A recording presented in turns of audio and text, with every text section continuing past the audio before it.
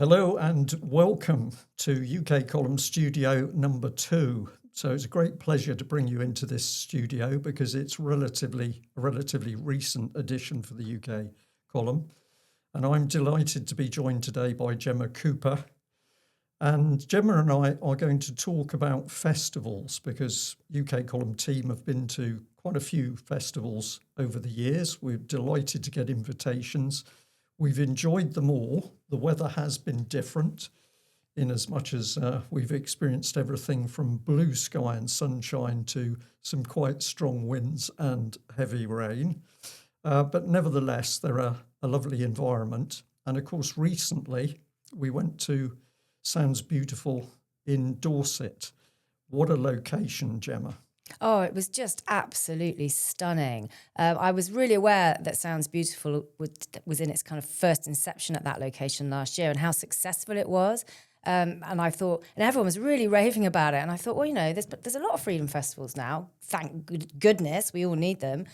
But when I got to Gaunt's Estate, I was like, oh, wow, it really was beautiful. And such a lovely place for like-minded people to get together, relax, be away from the matrix, and be with like-minded people. And there was no screens, I didn't see no phones. I mean, it was just a wonderful place to be away from the world and all the robots running it. It was great.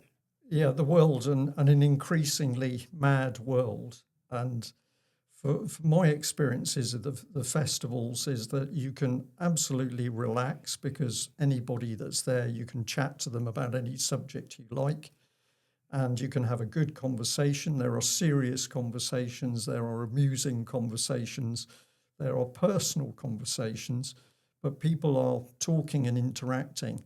And as we'll hear in one of the clips, somebody is sort of saying, could it be like this all the time, isn't it? So wonderful events. And we are very grateful to the Sounds Beautiful team for putting on that event in Dorset. Now, you spent some time taking some film footage, which is we're going to watch and we're going to share with our viewers today. But tell us a little bit about your approach to making that little film and who did you have assisting you?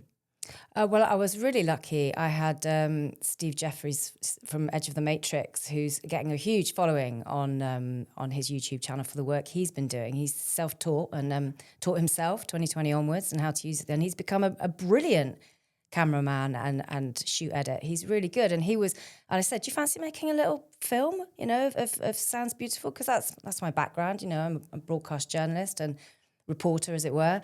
And he said, yeah, he jumped at the chance, especially to make something for the column. So we went out with the camera and we just tried to really capture a flavour of how good it was and the vibe, which is quite difficult to do through a screen, capture the vibe. But, we'll leave it for you to judge. But I think we did a good job.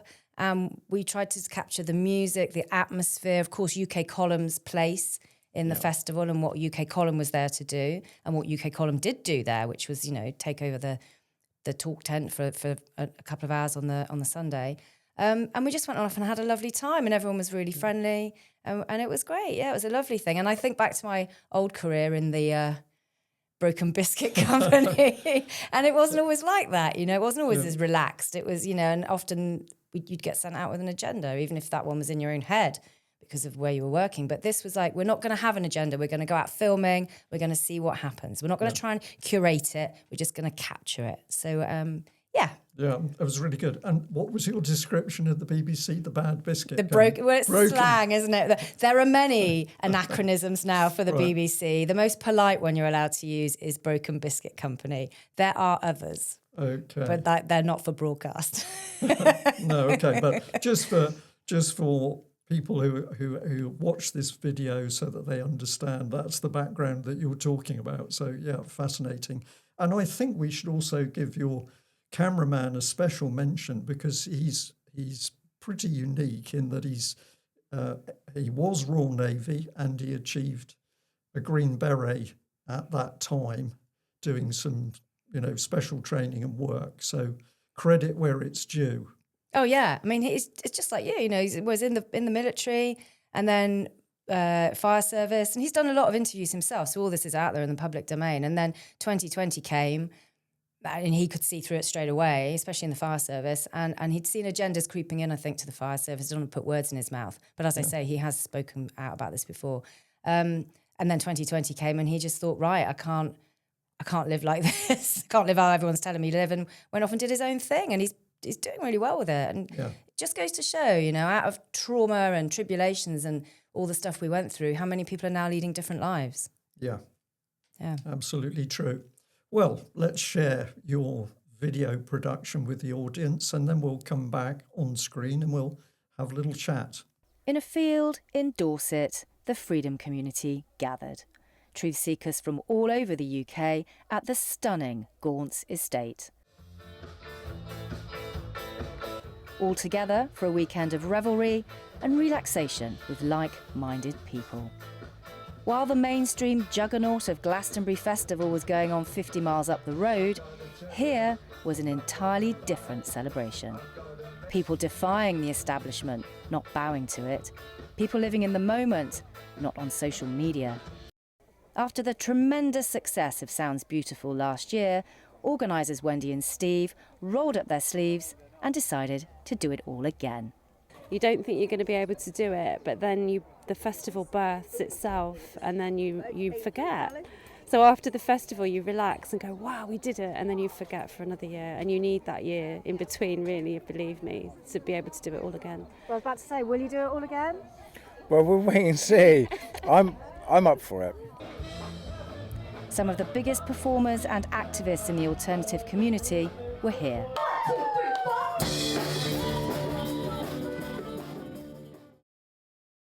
And many who were here showed it's possible to build systems outside the matrix. And of course, there was UK Column. People came in to meet the team, talk about the state of our world and what we can do to fix it. The highlight of the weekend was the recording of UK Column News in front of the live festival audience. It wasn't a word soup. An idiot can understand it. They're geniuses, in my opinion. I'm a devotee. Very good presentation. I mean, they always speak utter sense as far as I'm concerned. And things that we need to hear in a very kind of straightforward, down-to-earth way, because we can get tied up in all the little bits and we need to understand the real problem, and they do just a brilliant job. And it made me feel that I've got a community, I've got a group that I can be part of, and we're not sort of totally on different lines. We all understand that, which is so difficult sometimes. So even in what we created in the last 5 years, there's sections of them that have reverted back to the establishment when it comes to that. And so you feel like, is it just a few of us who see through that? And instead here you feel, with UK Column, especially stepping out like this, you feel that we're kind of all on the same page. Well, I was very impressed with the level of knowledge that they all had, and it's certainly given me food for thought, especially regarding the techniques that the government use to publicise crap about everything. I felt it was an excellent presentation. In fact, I'm going to be watching UK Column because I've only seen snippets of it before, but it's very well researched, and I liked all the research they did, but they made it user-friendly. 11 o'clock, the first act on in the tent. I was like, that's a bum deal. They should be like a bit further on in the afternoon when everyone's around, but it's rammed, isn't it? So I think the UK Column crowd are very loyal, and they're very passionate, and I think they support you, don't they, like with a lot of love. You could feel a lot of that, a lot of support. It was packed. I couldn't get a seat. I was on the outside looking in as usual. I've always supported UK Column for many years. They've been warriors for 20 years, maybe, is it now? I don't know. It feels a long time. Always relevant, which I like, and they always show evidence. They go into depth. They raise questions that you don't think about. The UK Column team did not stop the whole weekend. New friends were made and old ones greeted. Events like this important for connection and camaraderie. Everybody here so far has been very friendly, and curious. They want to know what's going on in the world. So to see that marquee full of people who've come to see UK Column News was utterly brilliant, and it was obvious. It was just obvious by their demeanour that they were engaging with us as we delivered the news. So yeah, it's been wonderful. It says that we're reaching people, and that they really appreciate coming to see us, for real, instead of on a screen.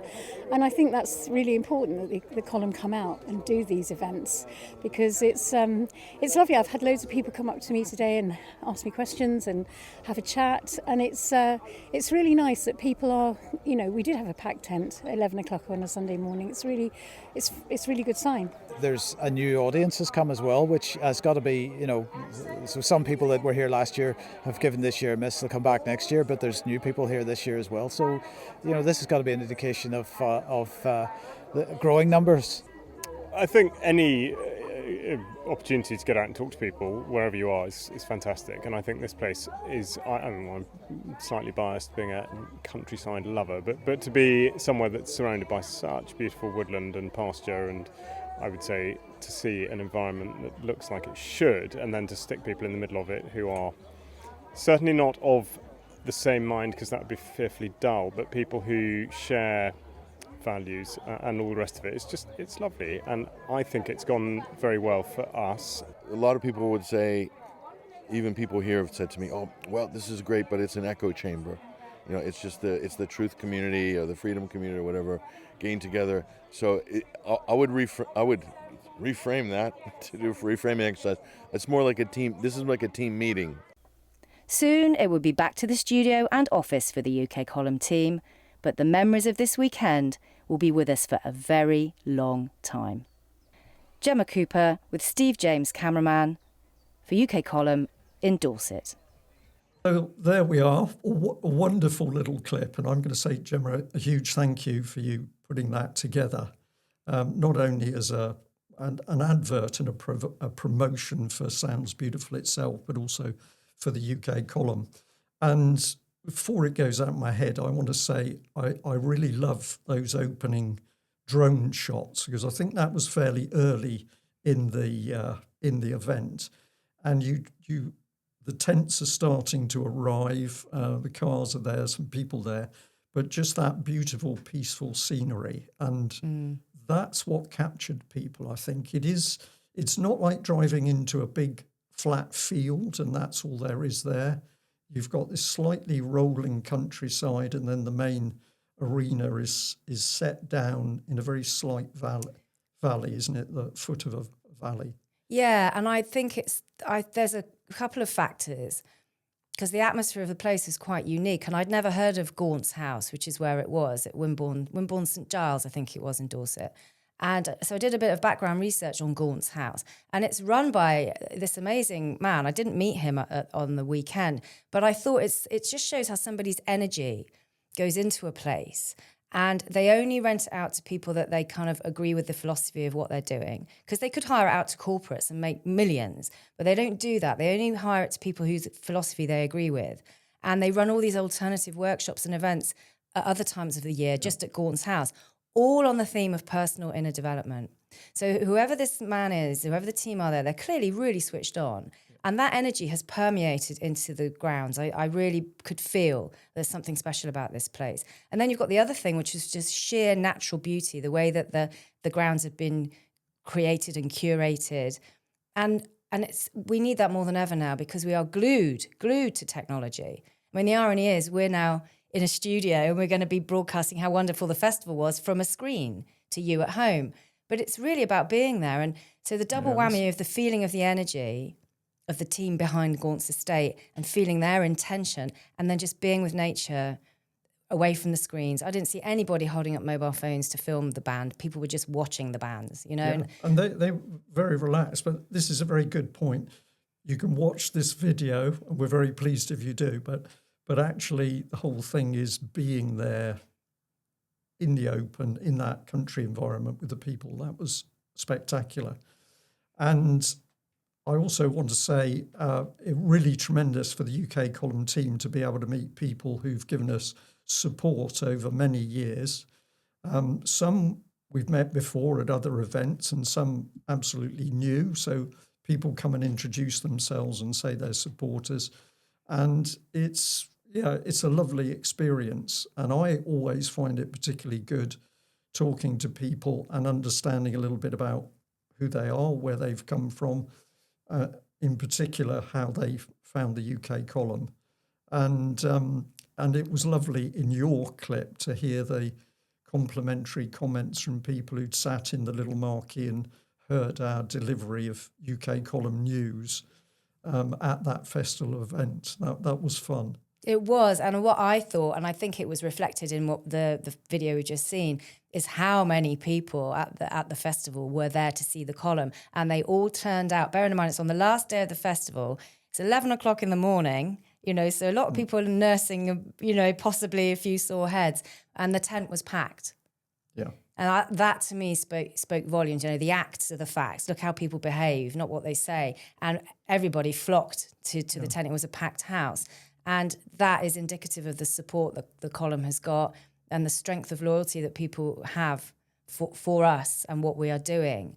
Because I think sometimes, it's easy for us sometimes to think, are people still getting it? Do they like what we do? And clearly the answer is yes, which is great. And that, I think, as you rightly say, the column has been to other festivals. That was before my time. But I understand you get the same reaction wherever you've been over the last few years. It's true. And occasionally when you're at a service station or you're driving somewhere and somebody comes up to you and says, I think you are Brian Gerrish, Mike Robinson, and it turns out that somebody who watches the UK column news has recognised us. That happens quite frequently now, to an extent that it gives us some idea of our reach in audience, because a lot of people say to us, how big is the UK column audience? And it's very difficult for us to tell because we've been so heavily censored, YouTube in particular, when we were easily getting 100,000, close to, because we were due our 100,000 YouTube silver disc, isn't it? I think you get for 100,000. And we were very, very close to that. And then all of a sudden we were censored. But if you travel around the country and somebody, stranger, you think approaches you and says, I know who you are and I watched the UK column, that's really quite something. Unless it's 77th Brigade. I know who you are and I watched the column. Well, we try not to get dragged into the deep stuff. Yeah. Now, I was lucky enough to be able to do a couple of interviews with people, more than a couple actually, with people who were at the event. And we decided that if we did some interviews, we'd try and make it very casual, very relaxed. And so we had a very simple setup of a camera and a microphone and a couple of camping chairs in the UK column tent. And we've just chosen two because these are two people who were particularly focused on the UK column and why they're supporters of the UK column. And you and I, we're going to have a look at those clips, and again, we'll comment on them, but just absolutely lovely to sit and have those large, impromptu sort of interviews, conversations, and learn what makes people tick. Absolutely, and learn, as we'll see in the first clip we're about to watch, what brought people to the column. And I think that will resonate with a lot of people. If you're watching at home, I think the first interview will resonate with many people of how they found the column. Indeed. So we'll show the first one, which is my interview with a lady called Mary. And I'm smiling as I do this because I found her very amusing, but also incredibly astute. So let's see Mary in action. Mary, thank you very much for joining me. Here we are in the UK column tent, as I'm sure everybody can see from our backdrop. And the banners that are around us today were all made by a very keen supporter, Jenny, who we're very grateful to. Mary, you wandered in a few minutes ago and we were having a little bit of a chat about what was going on in the country and things. And then I had the opportunity to speak to you. So you're Mary. Mary. How long have you supported the column? Since the lockdown, actually. I was going quite insane. a girlfriend, a friend of a friend actually, phoned me and said, how's it going? And I said, not terribly well. I resigned from my post with Cranston. I hope they don't mind me mentioning that, but a big, huge organisation. And what sort of organisation was that? Drug and alcohol treatment. Okay. They had a detox in City Roads, which is quite famous, really. Sadly, that's closed. In fact, there isn't a detox in London anymore, Brian. Wow. Yeah. And they had dry houses, supporting houses, rehabs. You know, it was a very big organisation. It always baffles me how something can be charitable organisation and profit making.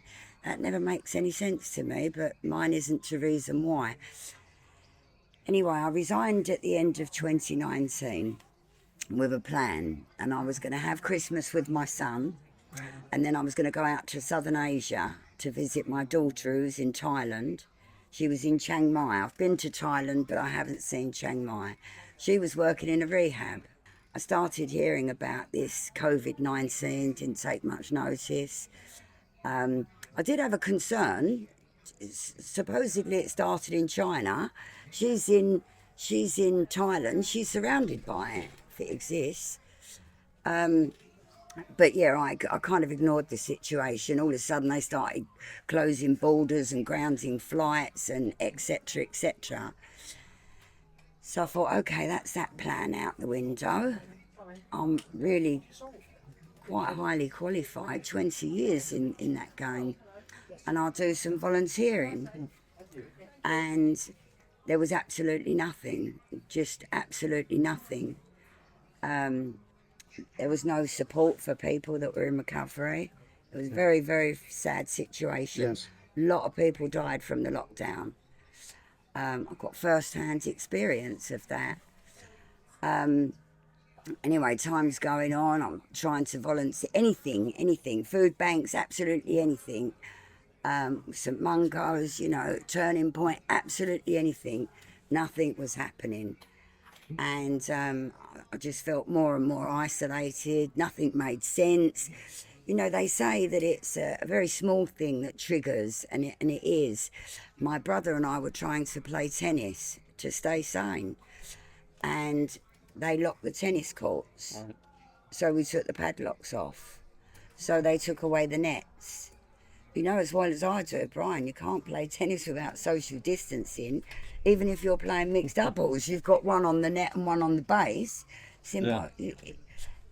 Everything that they was telling us to do was absolutely contrary to staying healthy. Yeah. No sunshine, no vitamin D, no exercise, no mixing with it was just crazy.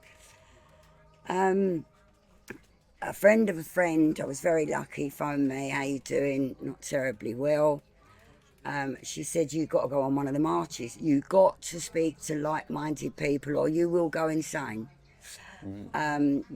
You've got to come on one of the marches. And I went on the march, and then I got the Light newspaper, and from the Light newspaper I discovered UK Column Radio. Wow. That's lovely. Yeah. And that was how it went on. I then, fortunately, a fellow phoned me and said, how's it going? No, not terribly well. And I got a job. I got a job with the Hep C Trust, and I was seconded to the NHS, which is a whole nother story, Brian. So you saw things, you started to see things from the inside. Unbelievable, absolutely unbelievable. We're all working for Big Pharma. NHS is a logo now. And it's really sad. What's going on is just absolutely unbelievable, Brian. It's our money. It's just unbelievable. Yeah. And I was fed up with driving an ambulance. In January of this year, I decided to retire because, you know, you start to get a feeling that you're complicit in this, and it's not a very good feeling. You know, the whole situation has been absurd. It's not gone away. You can't speak, you can't say what you think. It's whisper. If your views get known, it's going to cost you your job. I've got colleagues that used to say to me, if these people really knew knew what I really think, Mary, I'd lose my job. Yeah, you would, definitely. Yeah. I used to say, you know, the only advantage that we have is we've got an us and them situation, and we know exactly who they are and they don't know us. Yeah. There's a really interesting point, isn't it? We got to the stage where just for speaking your own mind, not even being rude or aggressive, but if you speak your own mind on certain policies, you are at risk of losing your job. And that is a major change in this country. The whole morality of this country has changed dramatically, and it's certainly in the last 20 years, I think. So you discovered the UK column. I'm keen that we can just put a little bit back to our audience. What did the column give you, or what did you joined us? What? Yeah, why? Why did you decide to support us and become a proper member? Well, you can't listen to the BBC. Well, you can if you don't lose your sense of humour. Yeah. It's most entertaining when you can see right through it. The UK column alleviated some of the isolation. When you think you're the only person who thinks the way you do, it's a bit like waking up in the Matrix. It's isolating. It's frightening. You know, I've got children that sometimes listen to them and think, well, how did they get brainwashed? They've got me as a mother. How did they get so brainwashed? I'll give you the answer to that. It's news on the hour, every hour, which of course is the BBC mantra. And I can remember when he was alive, my father saying to me one day, why do we need the news every hour? And of course, the answer I should have given him at that time is because, Dad, they are trying to brainwash us, and they need to drill it in every hour. They've been extremely successful. Yeah. Yeah. There's no two ways about that. And you know, I do say to people, I try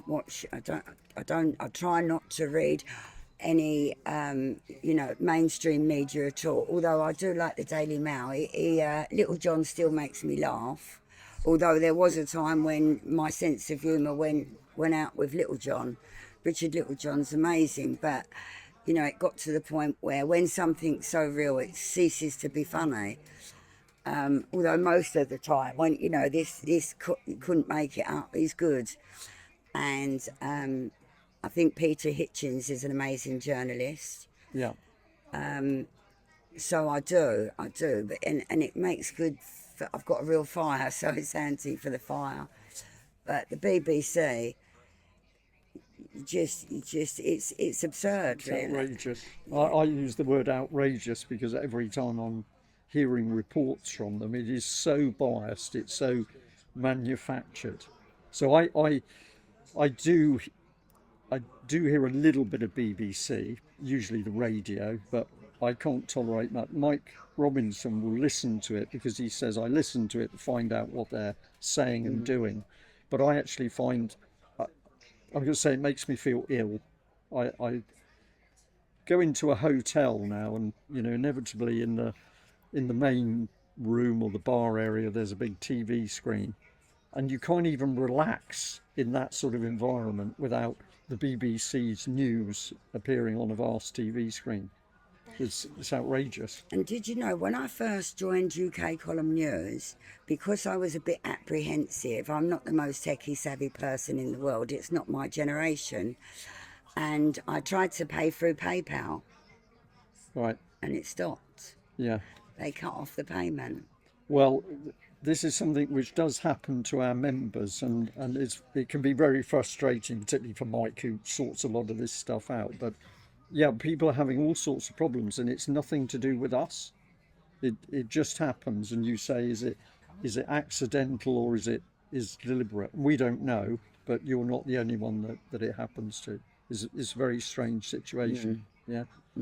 Just a few minutes ago, you said to me that we'd kept you sane during that period, the lockdown period, and I said to you that this was something that from time to time people do tell us in the column. And the last time we've been to events like this, camping and music and socialising, people come into the little UK column shop tent, and they often say, "Can I have a hug?"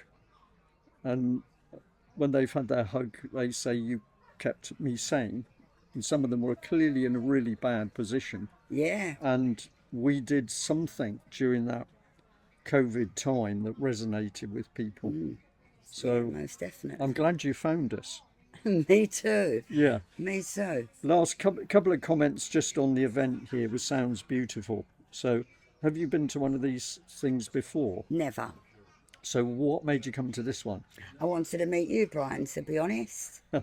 So now everybody's going to think that this was a planned, a planned interview. Well, I'm afraid it was on my part. Yeah, Oh, okay. I'm afraid it was orchestrated on my part. I just wanted to see the UK column team. I just wanted to meet the people. Yeah. People don't look the same on a plastic screen, and I'm not good. At times I've thought I did actually email you, and you emailed me back immediately. It's so impressive because the event was kind of advertised a few months ago, and then it went quiet. I didn't hear anything, and I was thinking, where did they say? I'm sure they said in Dorset. I can't remember the dates. I wonder where it is. I don't know where Wimborne is. So I just emailed you, and you emailed back the flyer. Right. And you're here. Yeah. And then you said to me, "Brian, are you camping?" And I said, "Of course, because this is what it's all about." And then you said you're staying in don't say where, but you're staying in a farm. Yes, and very lovely it is too. Absolutely delightful. I'm sure that has a proper bed. Yes. And carpets, maybe. It does indeed. And a shower. I have a log cabin. Oh, really? I really do, yeah. It's really delightful. Well, I'm going to say the UK column team are camping. We've got 2 big tents we can stand up in, which is great. And we got some smaller tents, but we're doing the full thing, which is camping. So there we are. But you're only a youngster, of course. I do actually have all the equipment. I've got blow-up beds and all of the equipment. If my daughter had been with me, then I may have done that, because there's 2 of us doing things. But, I thought it's something I've always wanted to do. I agree that it's Glastonbury for people with a brain. It's and why ever not? It's it's fun, isn't it? Absolutely. And the fact you can talk to people on serious subjects, you can talk to people on normal, innocent family stuff, and there's always a lot of laughing and joking and the music, and it's a nice atmosphere. There has to be. The only thing that counteracts fear is humour. Wow. As soon as you start laughing at things, it dissipates. When I'm speaking to my daughter Harriet, we were speaking the other day about the fellow who went round Barnard Castle. What was his name? And I was mimicking the conversation that must have gone on. Just go out there and speak to the press. Say anything. Ad lib, make it up as you go. Say you was testing your eyesight. Why not? That's a good. And as soon as she starts laughing, she sees it. Humour tends to cut through fear, and, it just works. What a brilliant place to end. Yeah. What a brilliant place to end. Mary, thank you very much for sitting down and chatting to me. Most and welcome. a huge thank you for your support for the UK column, because it's really appreciated. It's you guys that keep us going, and next year is 20 years for the UK column, and we could only have done it with all the support for our members and people who make donations, so that's wonderful. Doing the most amazing job. Brilliant. Thank you. Well, there we are. What did you think of that, Gemma? I thought it was absolutely exceptional, and it was a real reminder, of what we went through. Talking about playing tennis, and they'd put the padlock on the gate in lockdown. In lockdown. And that so many people found the column in lockdown, desperate at home. Am I the only one that can see that there's something not right with this? Am I the only one who thinks this way? No, there's millions of us. Billions, probably. And so finding us at such a desperate time. But when Mary was talking there, that padlocked the gate of the tennis court, and then they took the net down. You know, the weird cruelty and the brainwashing and the gaslighting and the messaging. I thought, it's really easy for us to forget what we went through. Yes. But we went through it. And even now, I think in the alternative movement, freedom movement, there's a kind of willingness to put it all behind us, but we can never forget it. And it did bring people to us. And clearly, a huge we were, boost and clearly we were people. a help. Yeah. We were a help to those people. And Mary was really great in saying how she was doing badly and how we helped her. And I've heard that a lot since I've been working for the column. I've heard that so much about how the column literally saved people's lives and saved people's sanity. Yeah. And she's clearly bounced back from the trauma. Well, she was delightful to talk to and interview, and she did make me smile when she said, well, I went out to play tennis, and then found they padlocked the gates, and we got rid of the padlocks, and then they took the net away. And then she makes that wonderful comment about you can't get more socially distant than you need to be to play a game of tennis, which I thought was absolutely on the button. An interesting mixture in there, isn't it? Because there was a lot of humorous stuff, but also some really, serious stuff, not only about the impact of COVID on Mary and her family and friends, but she was also started talking about, what she sees happening in society. And she mentioned that she had been working for a drug and alcohol rehabilitation centre, and she'd had enough of that basically and stopped. But then she makes that little remark, and there isn't one now in London. And you think massive city, super city, London, with a lot of problems, a lot of poor people, a lot of people with really serious issues. And this sort of facility is no longer available. This is an increasingly cruel world, isn't it? I couldn't believe that fact. No drug and alcohol detox. There was a detox centre she specifically referred to, wasn't it, if I'm not mistaken? And my immediate thought was, you just said it's a cruel world. I thought, is that deliberate? Is that a deliberate, taking money away from mental health, which is definitely happening, and taking money away from addiction treatment? And addiction has a very spiritual dimension to it. People call it a spiritual illness.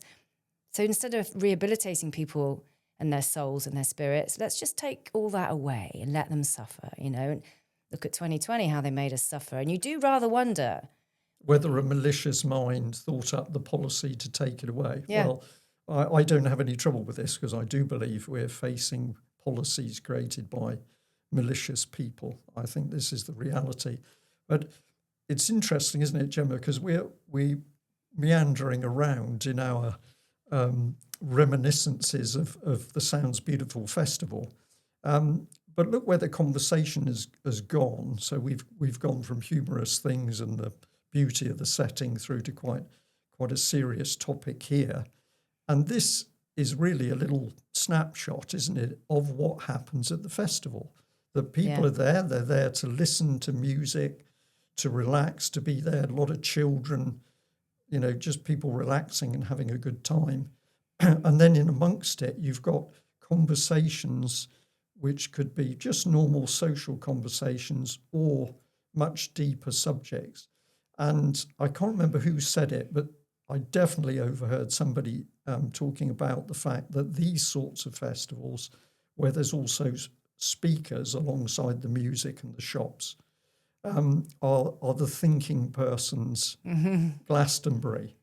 And I thought that's a pretty accurate description, isn't it? So, and we've reflected that. We're thinking back to a music camping festival, but out of that came some pretty serious and important topics. Oh, very much so, yeah, because, the tent was full. On the first day, as soon as people saw our tent, not the talk tent we were in on the Sunday, but the UK column tent went up and the UK column flags went up, we were just inundated with people coming in wanting to tell you especially about things and corruption, but for their own lives, lived experience, not some crazy out there theory, but lived experience. And they were flocking in and wanting to speak.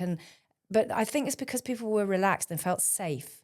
They were in an environment where they felt safe to do that without fear of like who's listening or is this conversation on online being recorded or anything like that. It was a safe environment, and they trusted us. They trusted the column and our longevity. So yeah, that's what being an outside, I think, and with like-minded people does. You can become authentic, and the festivals and where we were sounds beautiful. And of course, we're off to Hope in a few weeks. Hope Sussex, and we plan on being out and about as much as we can to just try and reassure people and hear them, listen to their stories. Yeah, and to get out there and mix with people. This is absolutely true. I did 3 other serious interviews, which will be available on the festival page on the UK Column website. So one was on the topic of agroponics, which is basically people have heard about growing in a water-based medium. This is growing crops together in a specialised way, but with very high yield. So I had a very interesting discussion about that. I also talked to another gentleman who's into media himself, and that was very interesting to be able to chat and find out what somebody else has been doing. And then out of the blue, I also had a conversation with a guy which was about the true child abuse saga in Belgium. And that was a fascinating interview. But I'm going to say I was slightly taken aback that subject came into the UK Column tent. And it came into the tent because we had another person that had found the UK Column, wanted to come and meet us, and wanted to tell us about the amazing research work they'd done around that very, very dark story. So a whole mix of things going on at this event, and we've done our best to capture those. But we thought today the way to end was to do the short clip with Jenny, who's been a supporter of the UK Column for a very long time. She's very lively, very bouncy, done lots of good work for us in producing banners and helping in a whole heap of other ways. So it was lovely to see Jenny there, and also to be able to sit down and do a little interview with her. I think you'll enjoy it. I had a lot of fun. Let's have a look. Jenny or Jennifer? Jenny. You've got to be really careful with shortening people's names or lengthening them, because it can go either way against you. So I know a certain lady who's been Gillian, but that was always how she was addressed by her parents, possibly in a little bit of a stern way. So then there's Jill, and then there's people who are called Michael, but you only just call them Mike. But you're Jenny. I'm Jenny. Right, brilliant. So let's describe the scene. We are here in the remnants of the UK Column marquee. The walls have all been taken down, so hence the backdrop is the fields, or the hedge into the next field. A lot of stuff being packed up, a lot of conversations going on, and I promised you we'd do a little interview about you. We know you as the sign lady. Tell us about the signs you have created for the UK Column. Okay, right. I've had my own business since I was 19, and I first started, I went to clubs and I noticed there was no backdrops. So when I was 19, I started painting them and I started hiring them out. And then I put on nights, and I also did my own backdrops for nights. And I did weddings as well, so that was quite well paid. And then about 2 years ago, I went to the first Freedom Festival. I loved it.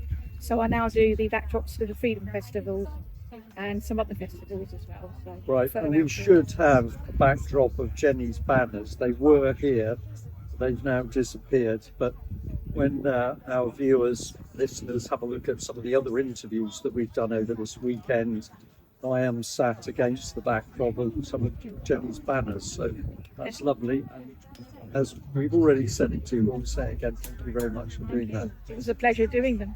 Good. How long have you known the UK Column? Quite a few years, since 2019.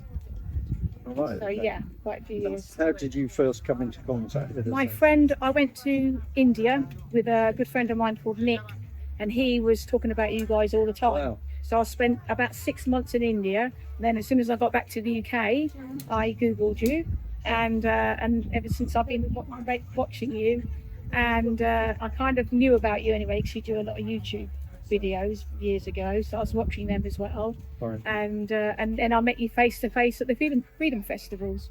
Yeah. Well, you were really nice because you came up and you wanted a selfie. That's right, yes. In fact, if I remember correctly, because the weather wasn't as nice as it is here, and you had an umbrella on your head. I did. That was me. Yes. Maybe we'll maybe have to look for that little photograph again, actually, because it did amuse me. Yeah. It was a good photo. I've actually got it on my Facebook page as well. Okay. So, what's your take on the Sounds Beautiful Festival? I went last year, and I was so impressed with it. I just went as a friend, and just went with a couple of friends, and I was so impressed with it. When I got back to my house, I ordered some more tickets straight away, and then I rang up a lady called Wendy who organises it, and I said, "Do you want any decor? And I'll do it as voluntary." And she says, "Yes, please come down."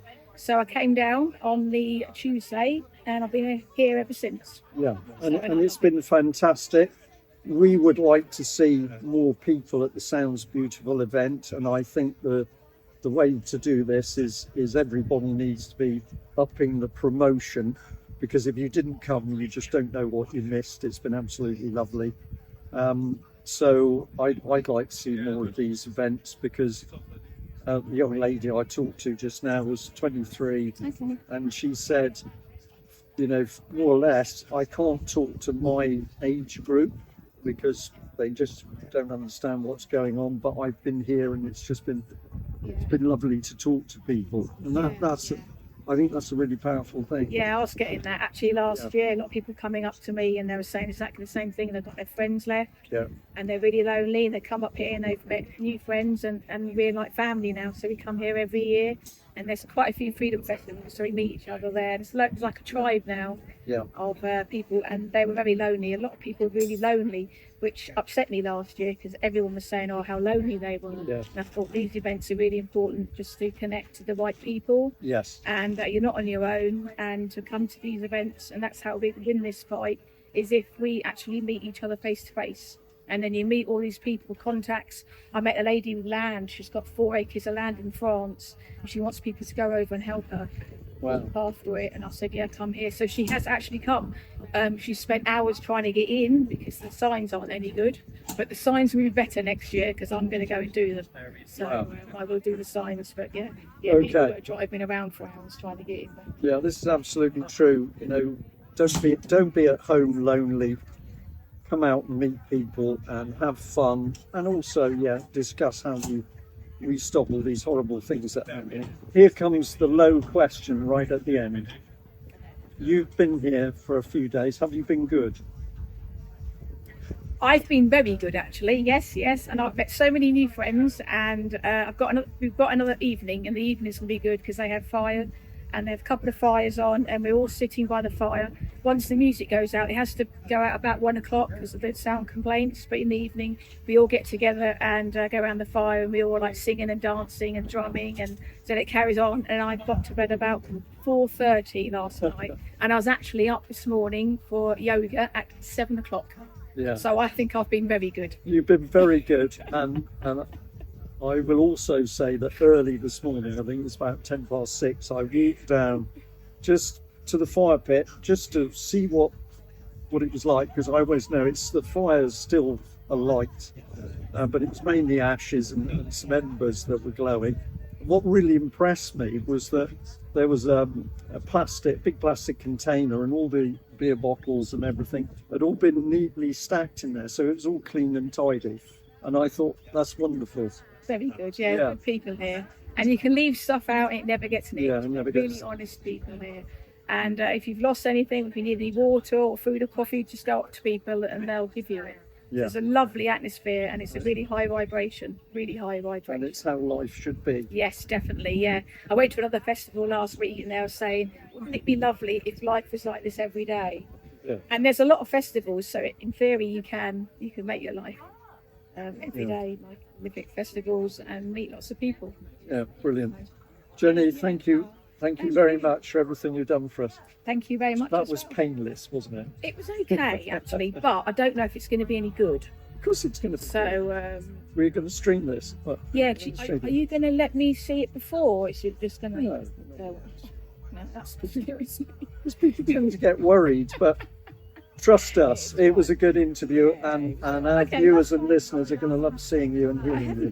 Good. Well, I'm still smiling because I can still feel myself sat in the UK column tent as it was being dismantled. And it would have been very nice if we'd have maybe had some other clips of the tent being actually dismantled around us. But it was great fun. And it was probably a wonderful thing to be able to look through that backdrop and to see into the fields and the tents over the other side. But Jenny's done brilliant work, and it's just wonderful that she's stayed with us over all that time. And I just think as a little clip to end, it was lovely. Well, I think as well, you do get a glimpse of the beauty of the site there. I mean, it just looks like a bucolic English countryside scene, with the grass wafting and some tents and marquees in the background and the blue sky. And it makes you want to go back, it makes me want to go back seeing that shot. And Jenny is such a bright and sunny person. She embodies, positivity, and that shot, the shot And in she's itself. a doer. She's a Isn't she? doer, She's a yeah. doer, And she's done so much for us. And if you come to our events, you'll see the backdrops that she's done for us, which all handcrafted, hand done, and they're just lovely. And we have them up in the tent, as you could see there, with the interview with Mary. And yeah, it was a lovely way to end it. And I just love the stuff that she was saying, the signs on the door weren't very good, but don't worry, I'm doing them next year, and things like that, full of confidence. And also, again, though, there was that area of seriousness of like, a lot of people come to these things because they're really lonely. Yeah. That's what Jenny said. And she said how much that upset her. But now these festivals, of which there are a lot, are being a lifeline. And I think that's really the key. And if anyone's wavering and thinking, there are too many freedom events and there are too many things going on, well, try and use your discernment, do what resonates with you, but at least goes to some. Yeah. Because I think we've moved away from the marches, that Mary talked about going on the marches, and that brought back a lot of memories for me, and I'm sure for you, the marches. But that was a different energy. That's what was needed then. Now I think as we're moving towards this kind of shift in consciousness, we need to be relaxing and having fun with each other, because actually that relaxing, having fun and laughing will beat what we're up against more than marching angrily along London with a banner saying, get off your, take your masks off. That was then. This is now. And it is a form of protest to be out in the field with like-minded people. Well, and also looking after yourself and making yourself feel good by the environment you put yourself in. It's a very powerful thing. That's the power of its own. Very isn't powerful. It? Because the better we feel, not only physically, but mentally, about ourselves, and the more positive we are, the better place we are to fight the really terrible people that are messing this world up. Absolutely. And it just reminds me of what Mary said, to go back to Mary's interview. She said, you've got to diffuse it with humour. Yes. She talked about, she couldn't remember Dominic Cummings' name, but at the end of her interview, talking about who was the man at Barnard Castle, Dominic Cummings. And we all remember that story and, his ridiculous excuses. But she was like, take the sting out of it, laugh, relax. That just takes all their power away. Yes. Power's with us. Yeah. Power's with us. And it's how we are now moving forward, now that we've all had a rude awakening to how the world is run. Yeah. It's up to us to defeat it in the most positive way. Yeah, absolutely true. So what a place to end, I think, on humour. You and I are both smiling.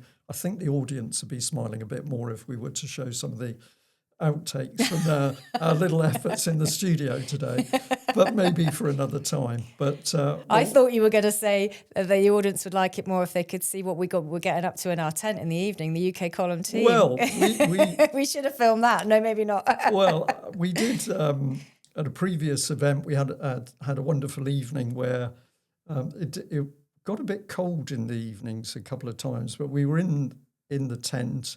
And we were able to get everybody squeezed around a little table. We did the real thing because we had a gas lamp going, which of course gives you light and also a bit of heat. And possibly we had a drink. And we were playing cards. And it was absolutely lovely. So, yeah, there we are. A lot of fun. Gemma, thank you very much for joining me. It's been really great.